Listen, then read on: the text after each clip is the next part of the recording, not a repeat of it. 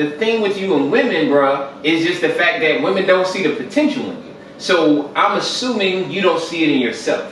What is that goal? Go after that. Make it very clear. Make that vision plain and focus on that. And I guarantee you, it's gonna be a vagina blizzard.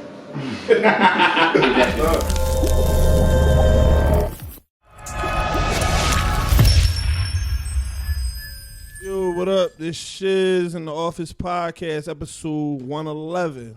This Shiz clocking in. Yo, this Lynn, I'm clocking in. Hey, this is Milan Carter, and I'm clocking in. Yeah, man, we got Milan Carter in here with us today. Milan, you want to introduce yourself? Let us know what you got going on. No, you introduce me. It's like, no, okay, I'll do it. Hey, what's up? My name's Milan Carter. I'm from West Philly, by the way, so it's good to be home. Currently live in L.A., and I'm an actor, and most recently you may have seen me on Fubar, which is in the top 10 on Netflix. It is Arnold Schwarzenegger's first TV series, and I play his partner in the CIA. You like the comic relief of the movie. Oh, well, thank you. You know, I appreciate that. It was an awesome experience, and it wasn't as funny as like, yo, I want to do sitcoms all my life. But then it was like, yo, you're going to do tech, you're going to save the world, you're going to do these things. I was like, oh, all right, cool. I'm doing this with Arnold Schwarzenegger. All right, as long as I'm there, I'm going to have a good old time. Yeah, it's definitely a crazy combination, but it worked. Like, I don't know, just seeing him in that role, seeing you in that role. How was it though? Like, even like meeting Arnold, even, you know, your first impression of him. Like, how did all that play about? Bruh, my son was just born, literally. So my son was born on Saturday night. I think it was Sunday morning. They said, hey, Arnold would like to do a chemistry read with you on either Thursday or Friday. Can you do it? I was like, okay, yeah, no problem. So basically, and now since, you know, it's still pandemic times, this chemistry read is on Zoom. So I set up the Zoom in my garage. My mom happened to be there because the baby was born. My wife's parents were there. My acting coach was there. So I set it up so they're all on the other side of the camera.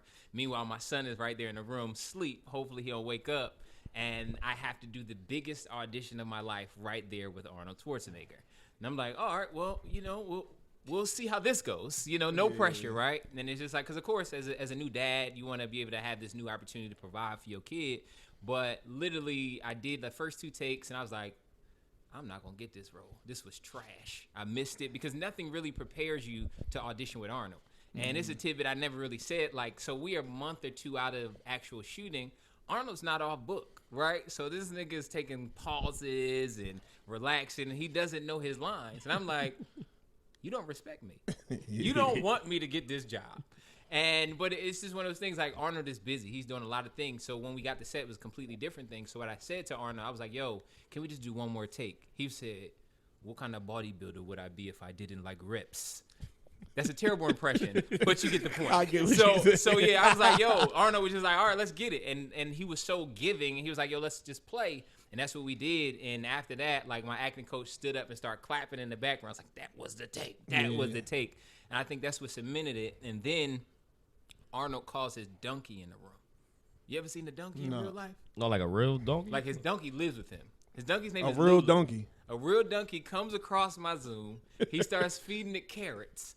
And I'm like, I'm still here, guys. Everybody's like, oh, look how cute the donkey is. I was like, but I am still here on the Zoom with a newborn baby. So do you want me or not? And so, again, we had to do, I think, one more scene. And then they let me off. Then I had to do my chemistry read with my love interest. Did that with her. And she was on vacation, as she told me. And she already told them that she was going to be out of town. And she was sitting like in a corner with one strip of light on her. And I was like, again, you don't respect me. You just going to do this whole chemistry read, the biggest audition of my life, and you just going to be sitting in the corner.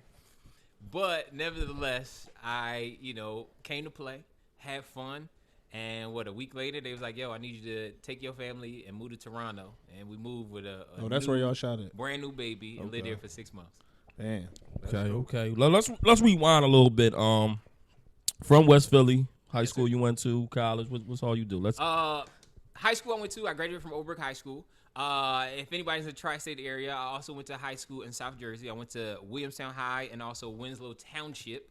But unfortunately, I got kicked out at gunpoint by my stepdad when I was 16. And it was the blessing in disguise. You know, it was the thing that I didn't know I needed. So from that, getting kicked out at gunpoint, a year later, my principal sees me doing mock trial. I was like, yo, how am I gonna get to college? I went from one of the best academic high schools in South Jersey where I can go anywhere, which I heard y'all talk about, you know, Jersey's a whole nother place. People are safe out there, and it has so many opportunities, to now one of the worst high schools, because Brooke at the time was no longer a magnet school it used to be. They used to have banners saying AYP. You know what that is? No. Banners and what's it called? Pep rallies Yeah. to celebrate AYP, which stands for Adequate Yearly Progress. There is nothing to celebrate about being adequate. Like, imagine you got a girl in your bed, you knock it down, you're like, how was that, baby? It was adequate. Like, I'd be upset, right? That's a crazy But banner. this is what they're celebrating at this school where I just went to a whole other institution. It's giving like Eastside High. Yeah, fair side. And so literally there was times where they put chains on the doors because it was a shooting or a stabbing outside. And it's like, I'm a suburban kid at this point now. Like my mom, that's the one thing she wanted me to do, is have a good education. Unfortunately, she couldn't control the way her husband acted. Right? So now I moved back to Philly and it looks like things are bleak, but my principal saw me doing mock trial and she said, yo, you speak well.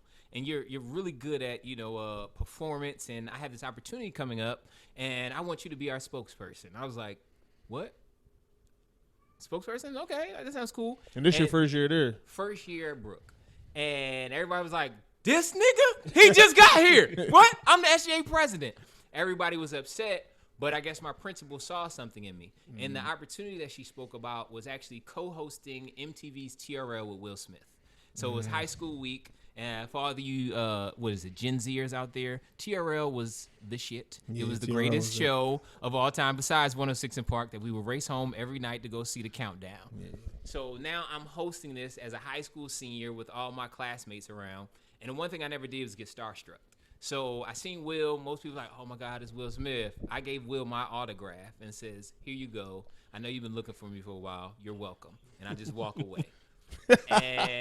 And then also I was like, at the commercial break, I said, yo, my bad, Will. That was wrong with me. I just wanted to shake your hand, say it's a pleasure to meet you. And then I hit him with the freshman thing. Again, I'm just messing with you. So 2 days later, he calls the school and he says, yo, I want to take some kids to South Africa and make sure the funny guy goes. Oh my God. Damn. Will Smith remembered my name?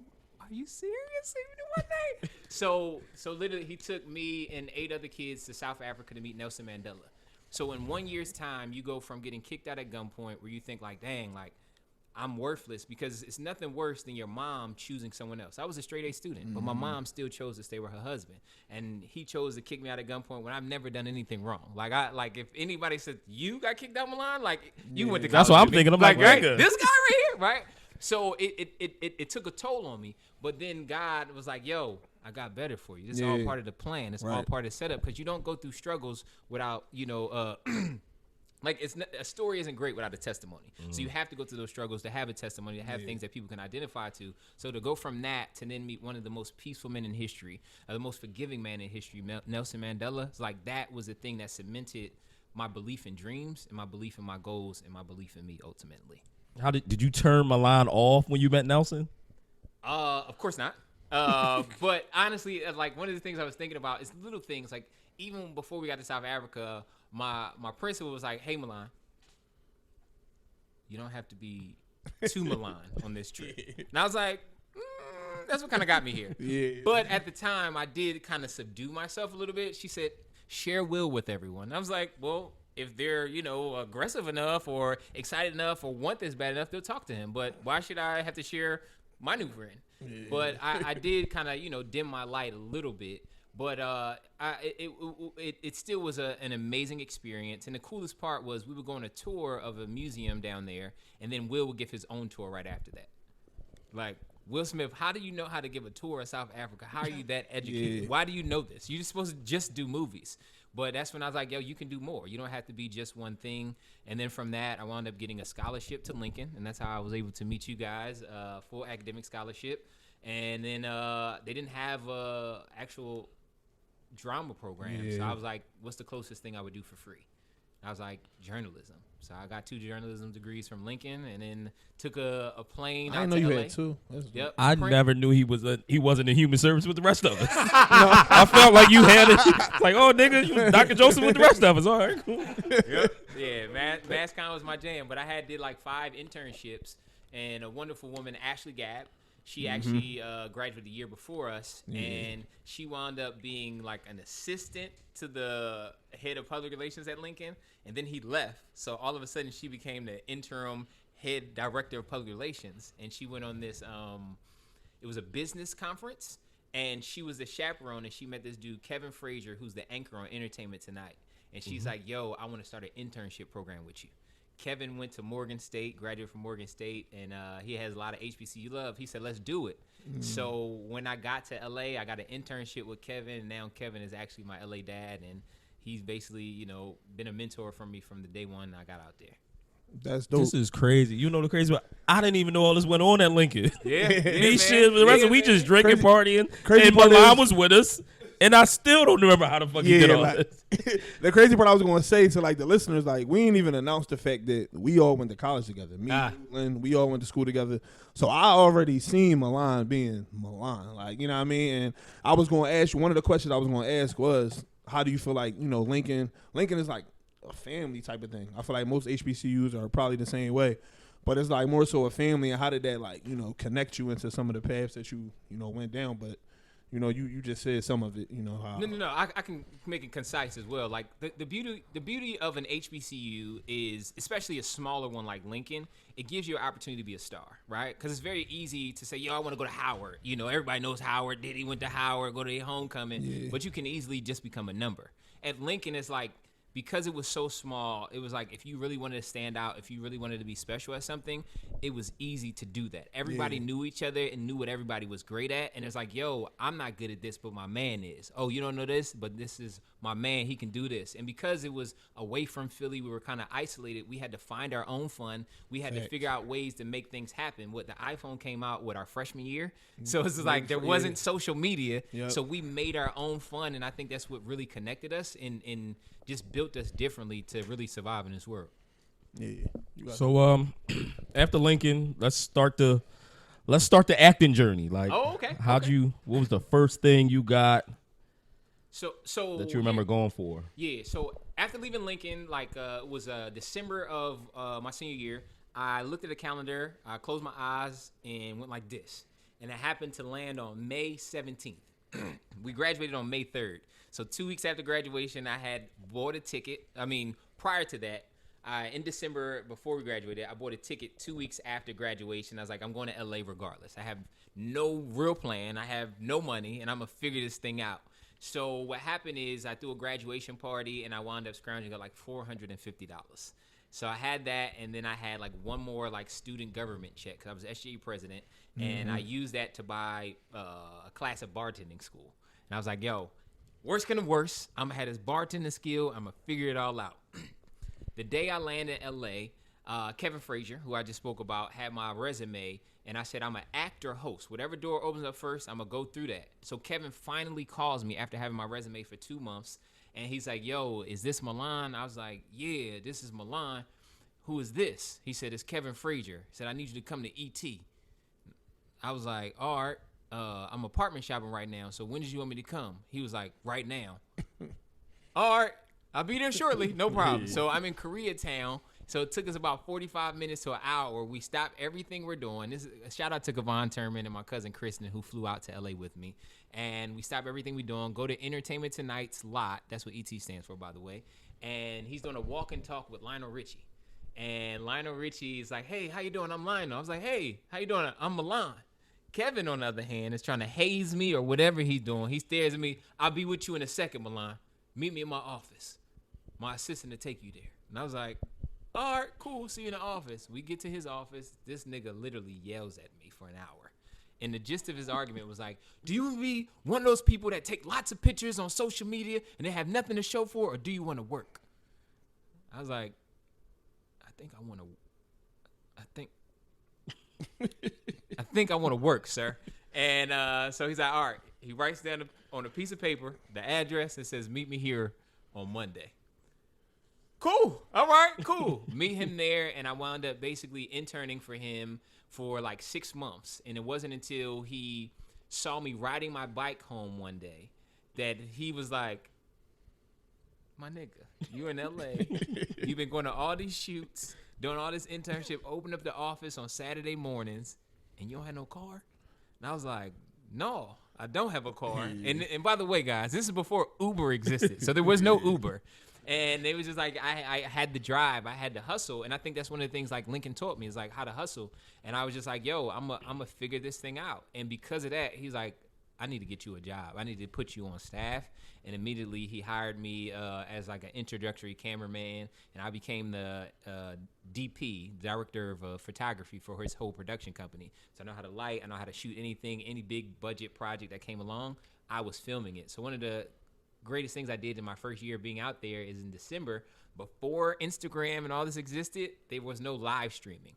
I had to put a 40-pound backpack on that went straight to the internet, and there was a cord that connected to a 25-pound camera, and I would follow Dwayne Wade around all of Miami for like for 48 hours. It was amazing. Fresh out of college, it was super dope. But these are all the things, all the tests and trials you learn. And one thing Kevin would always tell me, he said, the better you get at being behind the camera, the better you'll be in front of the camera. And I was doing that just to host, because I said I want to act or host. But after working for Kevin for 3 years, I went from just being an intern to a cameraman, director of photography. I also was writing, editing, and producing pieces for him. I was like, yo, Kev, I want to be in front of the camera. He was like, I know, but he didn't have the opportunity in the space, right? Because to replace me with a random cameraman would have cost him too much or whatever, or wouldn't have been as good of quality, whereas like you can get a host out of college any old day. So I left that, and I wound up working at Vibe Magazine. And the dude there, again, it's always about your work ethic. Wherever you are, I always say be the best you can be, because basically the dude at Vibe used to see me on the red carpet and see my hustle. He was like, yo, I know you work for Kevin, I know you now, but we have a space if you want it. So he gave me this opportunity, and it was that they didn't have a movie correspondent. You guys know what junkets are? Mm-hmm. All right, so movie junkets. So basically, it's different movie junkets that came up, and they didn't have anybody to cover it. And I was like, you know what? I'm going to cover this. And you know what? I'm going to put my face in it, too. And now I made my own show, Movies with Milan.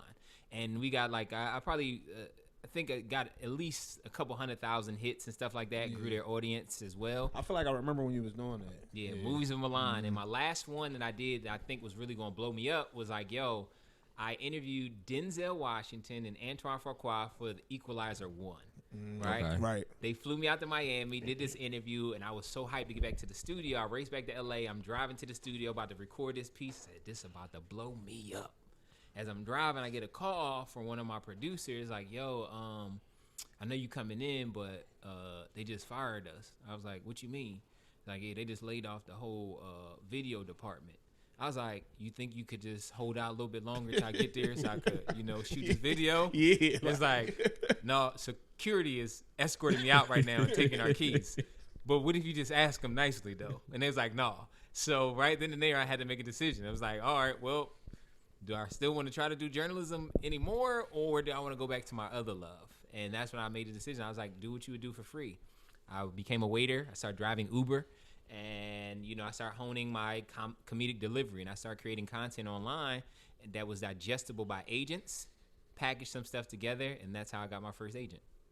That's what's up. Now I could talk for days, so I'm going to stop right there so you guys can interject. No, for real, like a lot of the questions I already had, you just started answering them. So I was like, well, this boy, he answering all the shit. But one question I did have, though, going back to the Fubar, your character, Barry, I saw like a lot of you and him where it's to the point where I don't even know if you acting this character out or if this just Milan. So tell me how you really feel, Sean. You think saying, I'm a punk? you think I'm a punk? He wasn't a punk though, bro. When it came down to it, he did what he had to do. I don't want to spoil the movie for whoever the series. I'm sorry for whoever hasn't seen it, but like just knowing your personality, yo, I feel like you just be you yourself all the way, like no matter what, and just seeing him be himself in that character. Was it more so like you saw that role and you felt like you fit the role? Did they kind of mold some of the role around? Was there room for you to like be yourself in that role? Like how, or it just was a coincidence that it just all fell together like that? Because I feel like that was like a perfect role for you. Oh, thanks, man. Appreciate that. Like it's interesting. I love that you asked me that question because one, I'd never been cool growing up, right? I got 5 older brothers. They all like D1 athletes. Some been in prison. You know, they're a lot cooler than me. Cool was never associated with me. So it's interesting with this project, and I'll get to that in a second. So when I first seen it, it came across my page. I seen Arnold Schwarzenegger TV series, and I was like, oh, this is the guy in the chair. Like, this is his partner. This is his partner in crime. Like, I can body this. So I called every friend possible. Anybody that was willing to read with me, I ran my audition 1,000 times with them. I said, I'm going to get this right. But the one thing I was like, yo, most of these dudes that's in the chair are kind of stereotypical. It's always, you know, cookie cutter. And I was like, what's my version of a nerd? What's my version of a dude that loves comics? I watch anime all the time.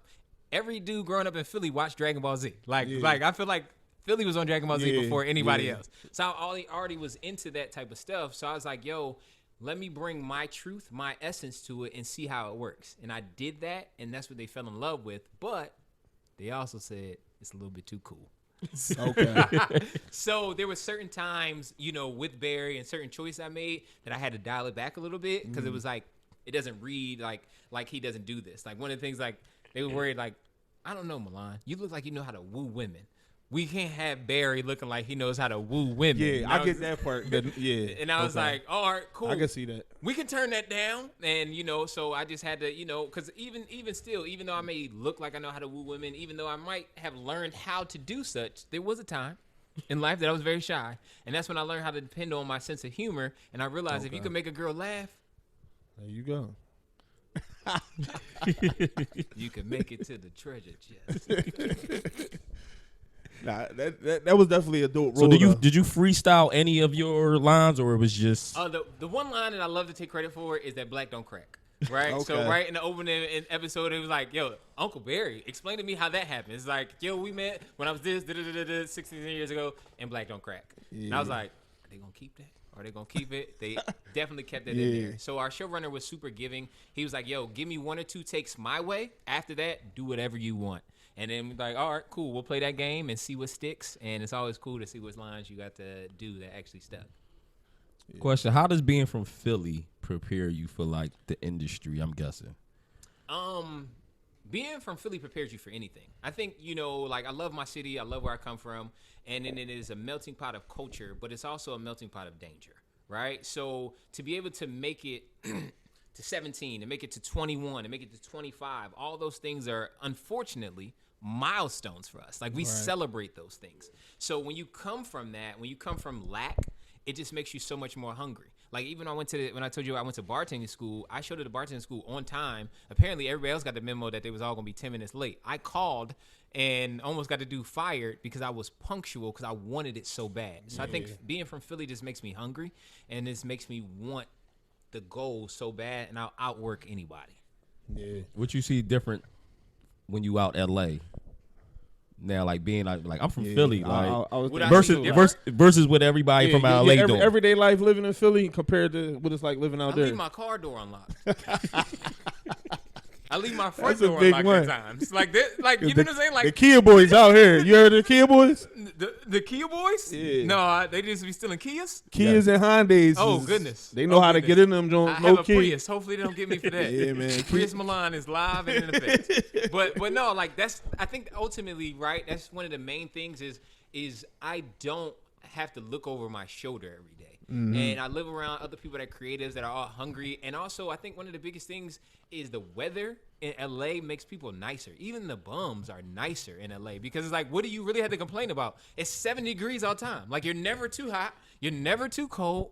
You good. Like being homeless. That's what I was trying to figure out with the gang coach. I'm like, nigga, y'all got palm trees outside. Yeah. Nigga, they got yards. They got nice yards. They can have cookouts at any time. Green grass to put their toes in. How can you really be upset? I almost got in a fight with a Crip when I first moved out there. We definitely need to hear this story. Oh, man. Okay. Was it Crip Matt? Huh? Was it Crip Matt? Was he mad? Was it Crip Matt? You ain't know the boy that say 55th Street? No? Oh, no. He was from one of those things. But the story is, this is I went to a friend's game party. This is and we're playing spades, and if anybody knows me, I live with a game bag in my car. That's how much I love games. Like I got Taboo, I got Jenga, I got Connect 4, chess. You can get this work at any given time. My name is Milan Carter on chess.com. Find me and get this work. Yo, man, my bad to cut you off, but last time I seen you, not at the baby shower. Prior to that, I walked in the crib, y'all was playing Monopoly, and it was like a full-fledged, like, it was so serious, intense. The most intense, I know how Monopoly can get, but y'all was in there tripping, y'all. You was like, this is what I came to at 10 o'clock at night? Yeah. Nigga, I'm 30 plus. It was a Monopoly party. You know, Shiv's walking in. Where the titties? Where the titties? Where the titties at? These niggas is playing Monopoly? Yeah, y'all was, the hell? I came in for titties. What was the question? Hold up. Yeah. The Crip story. Crip story, yeah. So I said, yo, anybody want to play spades? And I'm already a couple drinks in, and I really love talking shit. So I'm like, yo, anybody want to play spades? I want to warn you, if you're not on my team, you're going to get your ass bust. Any volunteers? Any volunteer? So one person say, I'm on your team, and other people say, it's like Philly niggas don't know how to play no spades. What does that mean? So the one thing I do is I'm great at Jedi mind tricks. I look him straight in his eyes, and I say, nigga, do you even know where spades was invented? And he was stumped. You know where spades was invented? Me? Yeah. I don't. You know, Lynn? No, I don't play. Me either. But I told him it's in Philly. Probably my aunt. Right in his face, I said, Philly, nigga. Probably my aunt house, because the way they be Right, wild, my aunt house, right? So from jump, I already had him shook. I said, Philly, stupid ass, right? And I was like really being belligerent. Had no idea he was a Crip at this point. And but I do know my capabilities in gaming. So we playing, I'm cooking him, hand after hand, and then he reneges. I was like, oh, looks like that's the end of you, nigga. Goodbye, right? Like it was out of control. Yeah. So he gets up, mad, walks away, and then he's just staring at me from the other side of the room. Hey guys, this is 2010, just to give you reference. So he's just staring at me. I was like, hey, are you good, my guy? Like, are you staring kind of hard? Are you gay? And he looked at me, and then his girl says, nigga, you mad disrespectful. I was like, he's staring at me like he is in lust with me. So I was just curious at what was going on here. And then his girl keeps talking in his ear, gassing him up. He said, I want you to catch my fade, nigga. I was like, oh, shit. Okay, I think my haircut's pretty fresh. Not sure what you want. But apparently, if you're not from LA, catch a fade means to catch a fight.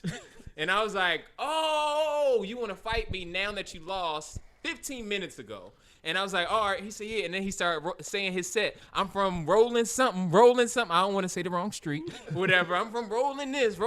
I was like, that's crazy, bro. Because in Philly, if I really had a problem with you, I would just sock you right now. But the fact that you're talking about your friends who aren't here is problematic. He said, yo, step outside. I was like, this is your hood. Why would I step outside? I'm in a house, safe. Why do I go outside so you can call your friends? I was like, that's stupid.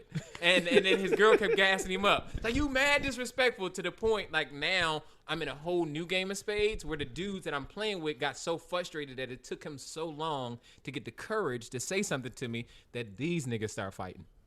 And I just sat back and this nigga just I was like, oh, how the tables turned. It's like, because literally the dude was like, yo, my nigga had stopped talking to you 20 minutes ago, and now you want to get based. And then they start rumbling. Our shit up now. And I just stepped back. Yep, that was my close encounter with a Crip from some rolling territory.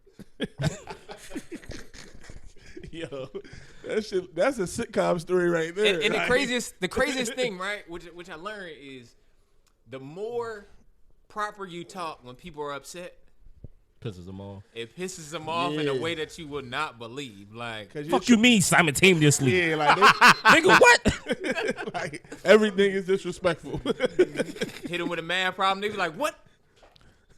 You gonna call your correspondence? So, nigga, what is? Give me a second. Let me Google this shit real quick. Right. Oh, see, I don't know what that means. Because once I hit him with the "Do you even know where spades was invented?" he already felt fucked him up all the way. Because I had no idea. But that's like poker. You gotta call bluff, you know. So as an actor, what's like a role you probably went for and you got turned down? Like what's the dark nights that people probably don't see? Coming to America 2. Like, so here's the craziest part. So if that you would have anybody been watches perfect at Dolomite, my name is Dolomite with Eddie Murphy, Netflix. My name is in the credits, but you will not see me in the movie. You know why? Because I got cut. So I have a callback with the director. So whenever you get first you get usually a pre-read. A pre-read may be with the casting director or may not be. And then after that, if you get a callback, it's usually with the casting director. And then after that, you may get a director session or a producer session, depending on whether it's film or TV. So I get a director session with the director who's going to make like the final cuts and everything. And his name is, I think, not Craig Robinson. His first name is Craig, though. So he's a director of Dolomite and also Coming to America. So he's like, yo, Milan, so good to see you again. I was just editing Dolomite. Your scene is hilarious. And I was like, for real, dog? And the cast member was like, I didn't know y'all know each other. I said, yeah, we did this thing, blah, blah, blah. We chopped it up. I think I'm bodying it, right? I go and do the scene. I do it one way. He asked me for a redirect. I do it another way, kill it. I said, what else you got for me, Craig? I'm going to body this thing. He said, no, Milan, you was great. That was perfect. I walk out the room. Like, when is Dolomite going to drop? It drops 2 weeks later. I watched the movie intently 3 times. Did not see myself. You watched. So after the first one, he said, let me just make sure. Maybe I went to the might have missed bathroom. me. Let me make sure. I am completely cut out of the movie. So my man telling me how funny the scene was, he didn't tell me he cut it onto the floor, right? So I'm like, damn. So now I'm in this thing doing this call, this thing for Coming to America, and I think I bodied it. It was crickets after that. So I ain't heard nothing. So that was one. Another one was, what else did I recently audition for? The Blackening. I'm so excited to see The Blackening come out. I heard that's like good. Yeah, I seen the script. I fell in love with it. It's great. Shout out to everybody that's a part of it. Tim's story, and it's basically like how would black people act in a horror movie, right? Like, what if we all had a college reunion? We decided to have it for some reason at a cabin, and shit goes crazy. Like, how would you respond? I had 3 director sessions, and got nothing. Yeah. Nothing, right? And it's you'd have like, killed that. Right. Just the idea of it, you'd have smoked it. I was like, and I smoked each audition, even to the point where Tim Story's like, who are you? Why have I not heard of you before? And I was just like, well, politics be politicking. And but I did my work, and all I can do is just walk out of the room gracefully knowing that I did my part. Now, maybe this isn't for me, but in the future, Tim Story is going to know who this guy is. Yeah. Now that I got Fubar, right? Because it's politics and everything. Mm-hmm. Acting, it's called show business, right? So if you're going to make a business investment, you got to be like, yo, what's my return on this? Yeah. So other people have bigger names than me. Other people have bigger resumes than mine. So it just makes them more trustable, and business will bet on them. But now that I have Fubar, now we can throw that out the water, and it's like, all right, we're on an even playing field now. Yeah. You lead with that. How you feel like so like going through those, like Len said, the dark days, or just the negative times, or many times you had to hear the words no or didn't hear anything at all. Like, what do you think you did, or how did you get through that? Because I know that had to be tough hearing no over and over. Like, clearly you went through it, you pushed through, but like how do you feel like you did that? One, I feel like all my life I've always been an underdog. I think that's kind of how I relate to Barry in Fubar. But acting is unlike any other job. Like, I've never went on a interview for a job and not gotten the job. Like any like corporate America thing, like I'm gonna get it. Mm-hmm. So acting is you auditioning 200 times and getting told 200 times, getting told no 200 times, and then 201 you finally get a job. It may not be the job, but it's a job, and that's just kind of what you sign up for. And I think the one thing that keeps me level-headed and keeps me grounded, and one thing that actually Arnold pushes is vision, right? Like, my vision was always clear on what I wanted and what I wanted to be.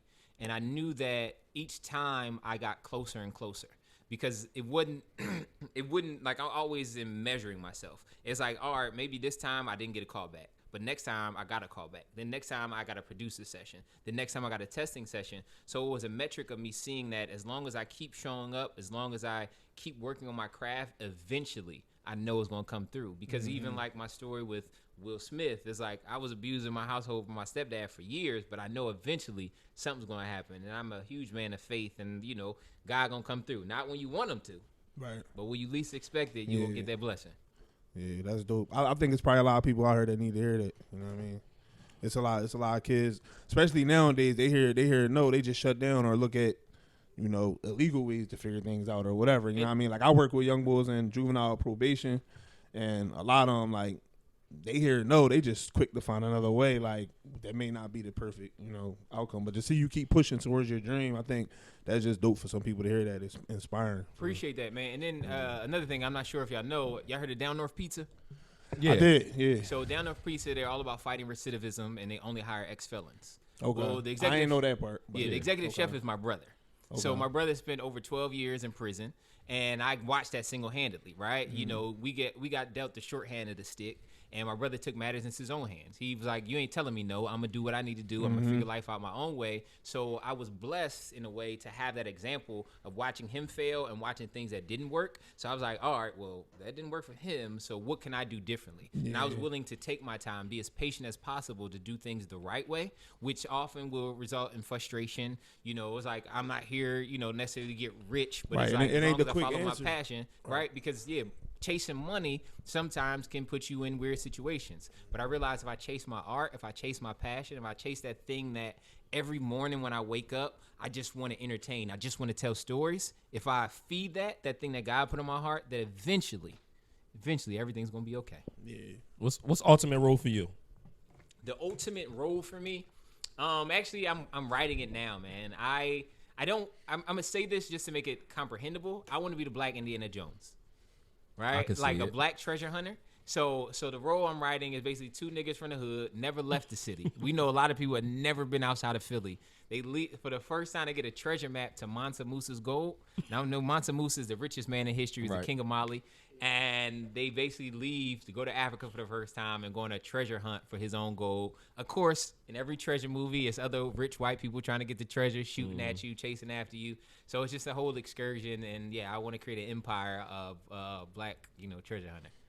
Brothers. That's what's up. So kind of trying to change gears, but on the same area. With you having college degree and you're in the industry that you don't need a degree for, like, what do you think is probably more important? What you know or who you know? Well, that's a complex question. One, can't say I'm in the industry where you don't need a degree, because like you have people, unfortunately, can't. Jonathan Major is not in the best light right now. He has, a master's of fine arts. Like a lot of people went to Juilliard, went to these top schools, and have their MFAs in acting. But I think what is more important is kindness, right? It's not like knowing people is great, but are you kind to people? Are you genuine? And I think because kindness is what's going to allow you to stay in the room, and it's going to allow people to want to work with you. Because if you and Milan are equally talented and do the exact same thing, but I'm a lot nicer, I'm a lot easier to work with, they're going to work with me quickly in a heartbeat before they work with somebody else. Because also I went to South Africa. I met Will Smith. I met Charlie Mack. Love you guys. But y'all ain't do nothing for my career, right? I had to earn everything I had to do. Right. So I think to answer you is knowledge is power. The more you know, the more you can do. And I think it's all about you learning how to do it all. By me being behind the camera, allow me to be better in front of the camera, not just as a journalist, but also as an actor. Got you. Shiz, how you feel? I mean, it's open floor.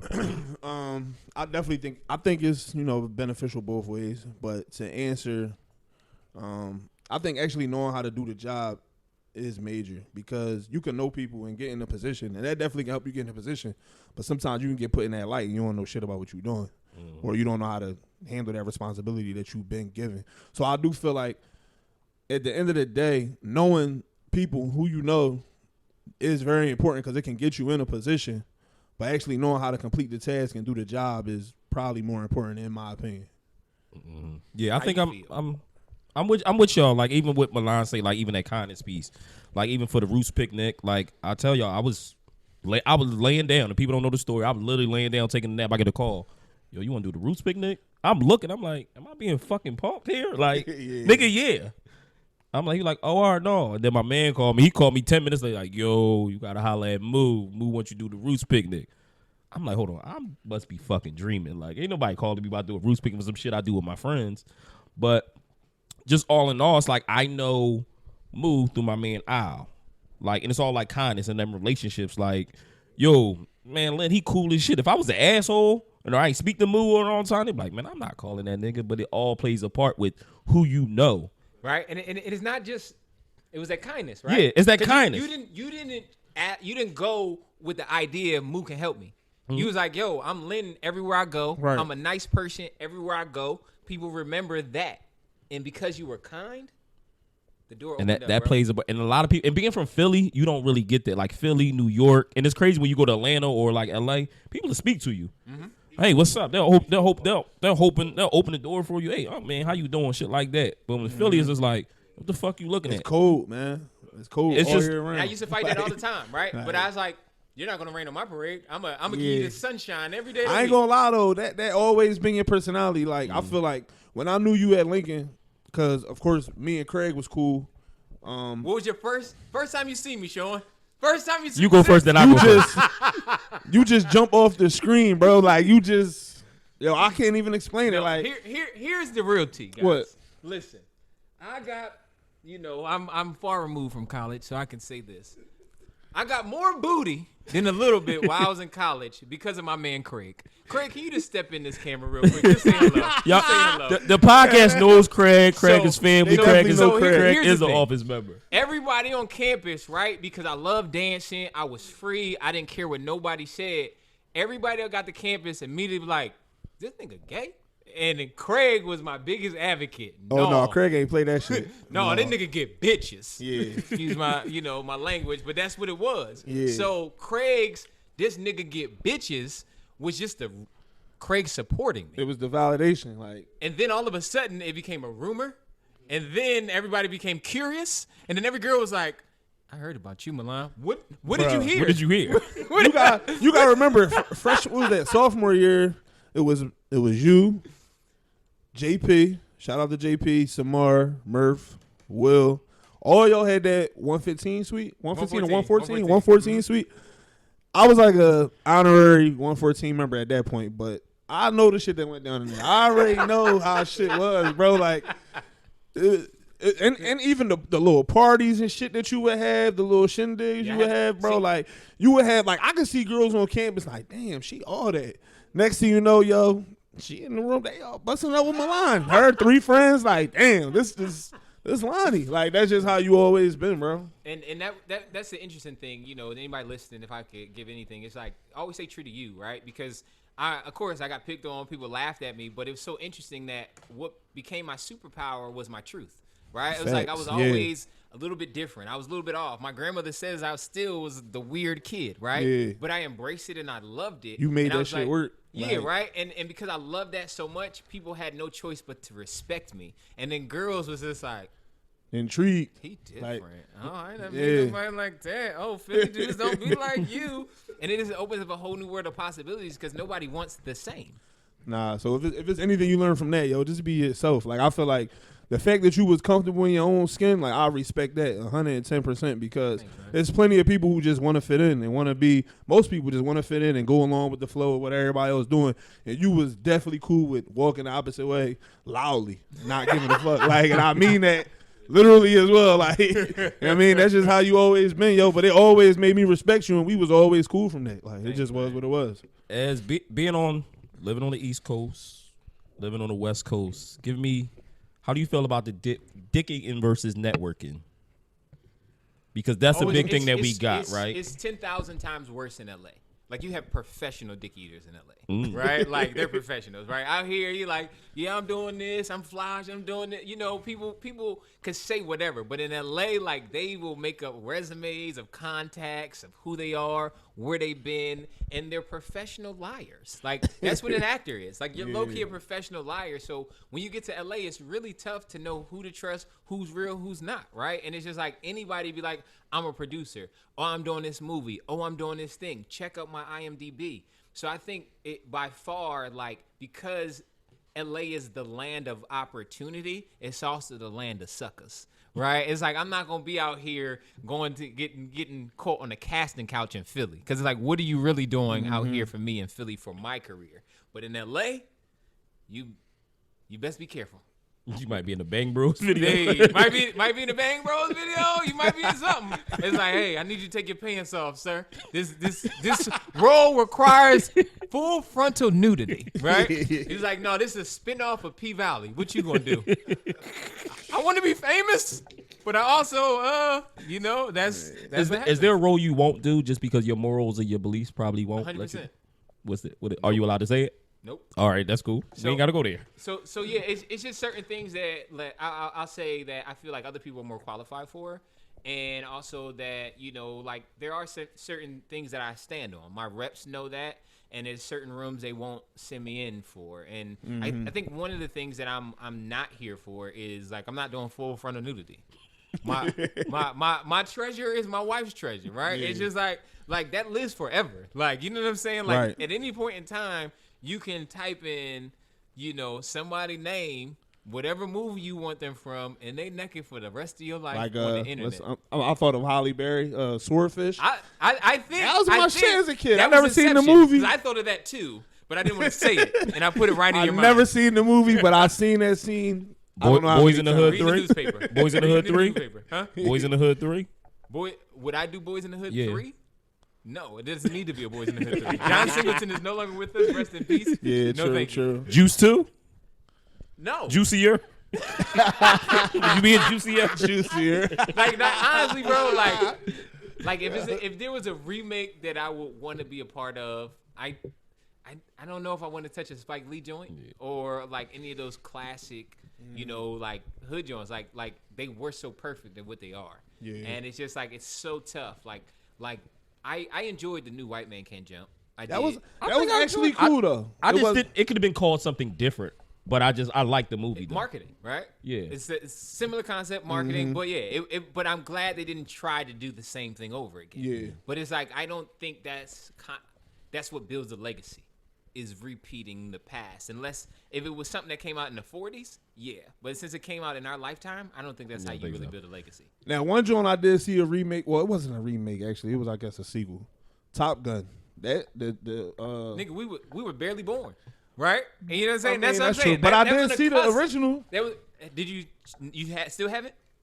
No, I said I saw the original like a long time ago. So when I saw the remake, I ain't expected to be that good, but it was. And that was the thing, right? Because Monica in my show, who plays Emma Bruner, Top Gun hadn't come out yet, so to watch her star rise was phenomenal, right? Because before, like, first night we went out, all the cast went and got drinks, and I was like, well, Monica movie didn't come out, so who bought us all shots? It wasn't for Monica. Travis was just in You, so he might be a sex symbol. Partner did AP bio. I don't know if it's her, but it wound up being Fortune, the stand-up comedian. Fortune was the biggest star at our table that night, and everybody bought her drinks. But back to Top Gun. Top Gun was the first movie of its kind. And from the beginning of Top Gun to the end of Top Gun, it's nothing but action and planes. You ain't never seen nothing like that. I ain't never been in no fighter jet. Yeah. So I think that's what makes Top Gun so special. And it's full of action. And it's like, that is something, I would love to have been a part of that type of project for sure. All right, let me get this. Let me get a letter in real quick. So with you living in LA, so they said, yo, bros, what's your guys' thoughts on looking at women in public while out with your girlfriend? I want to hear y'all honest opinions. How do you feel about it? Well, the truth is, I'm Stevie Wonder when I'm out with my girl, right? My lady, I can't see nothing that she knows I can see. I think that's all it is, right? It's just like, yo, a respectful glance. All right, I seen it. And then this is not Milan's quote. I'm quoting this from the homie who just taught me this, and I think it's phenomenal for any man that's having, issues with, thoughts about other women in your committed relationship. Use your imagination, bro. This nigga said, I just look at girls that I want, and I just imagine having sex with them intimately. Ain't nothing wrong with that. I don't have to tell them that. I just imagine it, and then I'm good. Now move on. But yeah, otherwise, no, I'm not gonna disrespect my wife. I'm act blind, act like I don't see it. But if it's that urgent and I need to look, I'll catch a quick glance. But my wife is not about, hey, babe, ain't that crazy how big her butt is? That will never pass. That won't fly with you? No. You got to be like, damn, why she got them pants on? Look at this. Look. Look at it. They ain't gonna pop? No, sir, Bob. My wife don't play that. I would die. I'm definitely the inclusion one. Like, damn, look at her ass, yo. That's a nice one. And we can have a conversation about it. Lucky you. That's just me. Lucky but, my wife does not share. I've definitely been on the other end of the stick though, but yeah, I'm more to include you into Looking. Include you into the looking. And how does that? How does it ever like result in more? Oh, that it says it all. He didn't have the answer. He didn't have the answer. Uh-oh, here we are. Yeah, we supposed to be asking you the questions, man. Hey, I used to be journalist. I'm sorry. Nah. But yes, to answer your question, yes. But So here's the thing, right? My thing is the but slippery it's slope. all inclusion. No, It ain't the slippery slope. what. So what happens? You see a nice juicy booty. You know, you're like, dang girl, ain't her booty crazy? And she be like, yeah, that thing crazy. I want to grab it too. So the next thing you know, she come to the crib. Y'all have a fun session. Then what happens? You get off of work, Sean. You know, work your ass off, and you see that girl in your crib getting out the shower. Like, hey, Sean. Now see, that's why I said. That's why I said the key word was inclusion. Yeah, I ain't included if I'm at work. Like, I'm the fuck at work. Include me. Like, include me. That's how I feel about that, man. Include me. that like so. That's true though. Like you gotta watch what you opening the door for. Like I had a lesbian lover, right? And I had to debate whether I wanted to fight to get her back. I was a side nigga for years. Yeah. And I was like, I'm worth more than this. But then my Bro biggest found thing, his worth. Was it a stud? huh? You was a stud you was going up against? No. No, he's saying. Don't disrespect me. Oh. Don't disrespect me. No. He's Zach, saying. no disrespect, He's saying mister. the other person The that other you was person. competing with. Was a stud. Oh, Who I you was thought you meant was I in love with a stud. No. I'm in love with a stud. No. She rock and she roll and she rock. He's saying who were you competing with? Yes, 100%. Like like Snoop from the Wire type stud. Cuter. Like to the point where it would be so frustrating with the homies. I'd be like, "Yo, this her Joan," and then they be like, "Dang, she kind of cute." Yeah. Bro, I didn't ask you that. I didn't ask you that, bro. Yeah. Like you supposed to hate. You supposed to come in like, "Damn, like her of all Yeah. people." Right. But no, like. But that was my biggest thing was like, you know, thinking of getting her back was just always that door, right? Mm-hmm. It's like, could I ever really trust her? Like, because here's the thing. We've all slipped up into some things. I could not imagine getting back with her and she's like, hey, I'm sorry, Milan, I just slipped up into some pussy. I can't. Is that as bad as slipping on Raheem? I think I might prefer Raheem because I can compete with Raheem. I can't compete with what I don't have. Debatable. You said debatable? Debatable. Like if she want to eat cat, I don't have cat to eat. I got you from here. We get 68, bro. I lift that leg up. You gonna eat some cat. 68. Hey, That's when we eat each other ass at the same time. Well, thank you, Lynn. I didn't know that about you. He likes to have his salad tossed, and it is okay. All right. Somebody get a salad tossed tonight. Now I immediately have the booty warrior in my mind right now. You seen that clip? What's that one? I'm a booty warrior. They made a whole Boondocks episode about it. Oh, that This boy. dude- The boy, yeah, with the glasses Yeah, and I'm the a booty scully. warrior. Yeah. See, in prison, booty is worth more than money. Yeah. It's like, oh, He was on a whole another mission. So, like, how since you've been on TV, have you been getting like any crazy calls from people that? Let's just talk about what you just did right now. What's Can that? we talk about that? What's You that? said- Change gears. No. Change gears, Your right? stance. Did you see you lean into it? So you Change gears. I gotta change gears real let's quick. just talk about it. That's how you change. Your whole body got to change. Hell, hey, you just gonna get up out of there. So you said crazy situations. What's your question? Yeah, like you have anybody that's kind of, I don't want to say spinning the block, but you know, hey Milan, I see you on Netflix. Not Or some homies that you know, so drunk I Ray. think New what- cousins, anything? new cousins, anything. I have plenty of people that are telling me how proud they are and repost and different things. Oh, And, that's love. And of course, people, you know, now want to hang out. Like, of course, they're friends that, you know, didn't, I guess, think that it was going to happen, or they thought their star was going to rise before mine. And of course, they want to be a part of your circle. But I think because it took me so long to get on, I was able to filter out a lot of the BS, right? So if I Yeah, would have moved true. to LA and within 2 years blown up, I would have had to deal with a lot more. But because I had so many struggles and so many ups and downs, it's like you don't have a right to come even check me, to even come my way to ask me for anything. Because if you know me, I'm pretty much a straight shooter. So you can have a seat. But they might not know if you playing or not. Cause you're a lively person. This is true, but it does get to a point where cause like my friends, if you don't have my phone number, like for the most part, if you can't get my phone number, I'm not gonna say if you don't have it, because if you can get it, then that's cool. Then you're part of the friendship group. But if you can't get my phone number, know that I don't owe you anything. You don't deserve anything from me, and I think that's kind of like what my mentality is, because you never really poured into me, and I feel like anybody around me, I'm always gonna pour into you. I always try to build everybody up. So it's like now, as far as like stalkers and everything, I'm looking forward to getting one, because I said I'm never going to lose my 215 number until I get a stalker. So I want one. You ain't get a stalker yet? Shit. Shiz got like 3 stalkers. They stalking me for shiz. Yeah, I wish. But I guess with the new blocking and everything, you could do your. They can get around that shit. Yeah, I haven't had one of those. They can get around that. Did you have to do a restraining order? No, I probably should have though, but I didn't. Would it make you feel less of a man to get a restraining order? A little bit, man. It's kind of like, damn, I gotta go to the police station and do all that. Actually, you don't even do it at the police station. You do it at, never mind. You do it at court. You go to court to do that. Court? Or you go to court to do it? Oh, you know about this thing. Yeah, shit get real, man. Someone had a restraining order?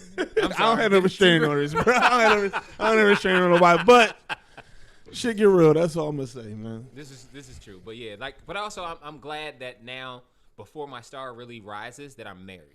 Right, because that the scariest thing for me was to always become uber successful and be single, because then you really don't know who really is there for you as a person, or more as your success. So I met my wife broke, and we still broke.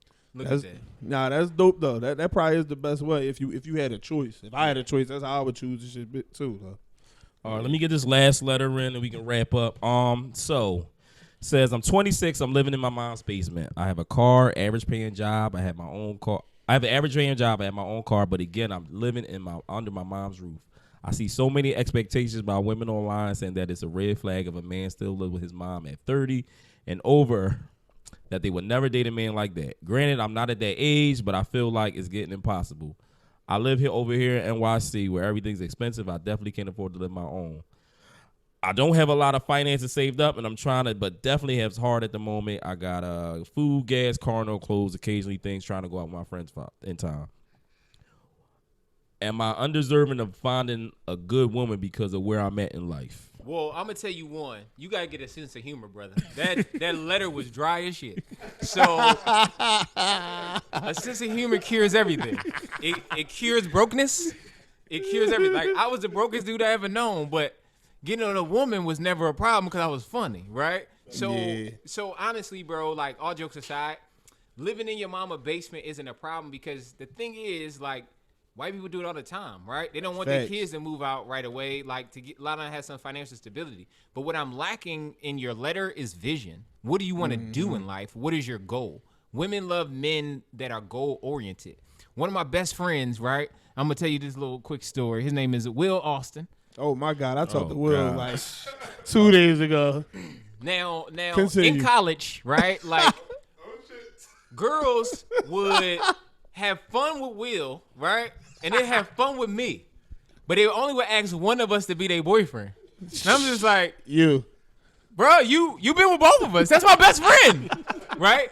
But my professor said that the thing is, girls see more of like a focused future in you, right? And see how determined you are for a future. So women love potential, because it's that saying, women marry a man hoping that he'll change one day. Women marry women hoping they'll never change, right? So the thing with you and women, bruh, is just the fact that women don't see the potential in you. So I'm assuming you don't see it in yourself. What is that goal? Go after that. Make it very clear. Make that vision plain and focus on that. And I guarantee you it's going to be a vagina blizzard. If that's what you want. Vagina blizzard. That might have to be the name. Vagina blizzard.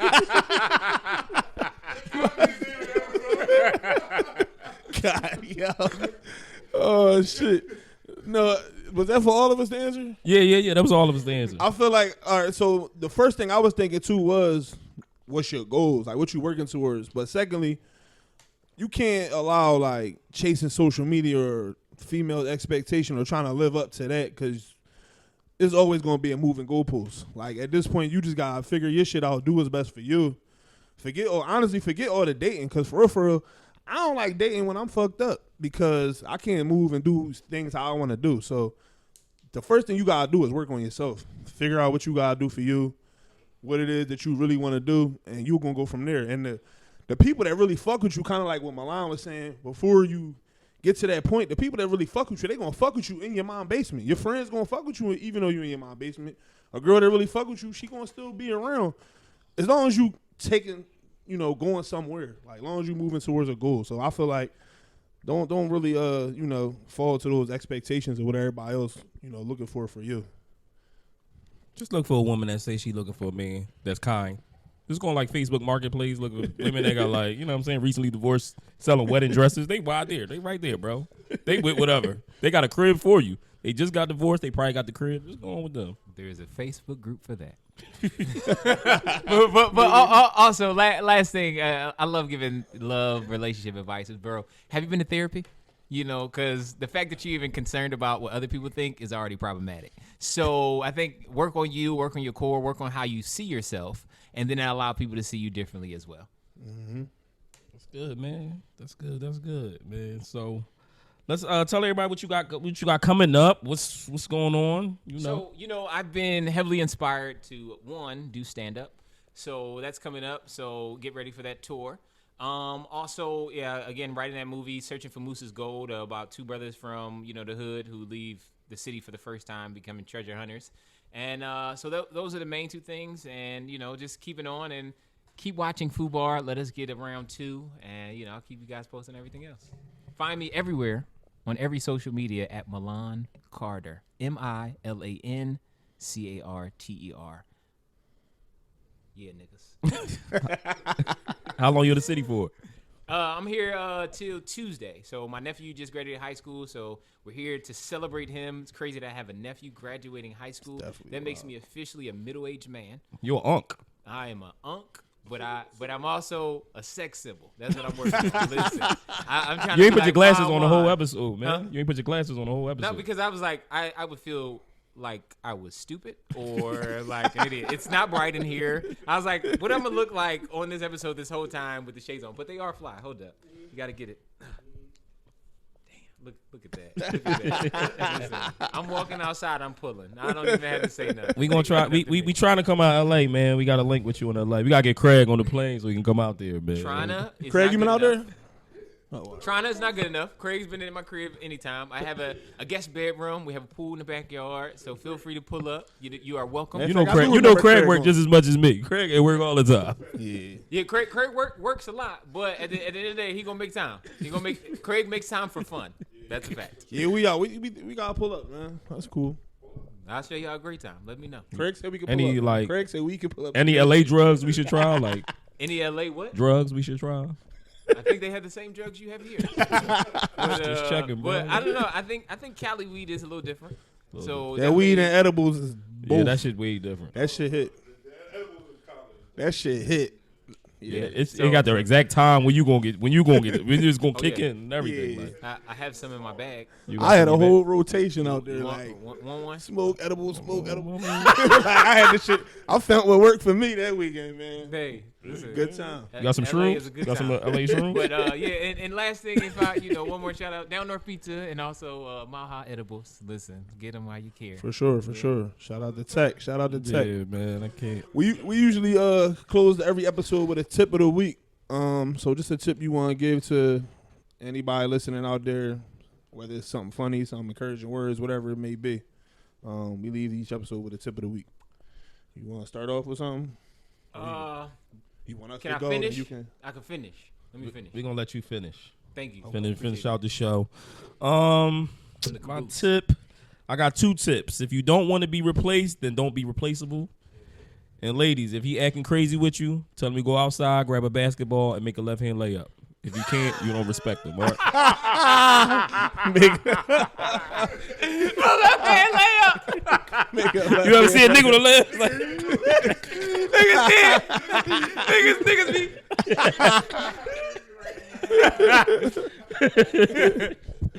That was definitely a good joint. Niggas definitely not doing that. Let me start yelling at you. You know what, nigga? Take this ball, go do a layup. Do a left hand layup outside right now. I ain't even like hooping in the first place. I play football, nigga. Now my joint, yo, it's just really based off Milan, man. Just be yourself, yo. Do whatever it is that you want to do. Just follow your dream, man. And for real, just be yourself. When I say Milan really was himself, like it ain't matter what was cool, what anybody else was doing, what was in. Milan was Milan, and at the end of the day, everybody loved Milan for that. Like.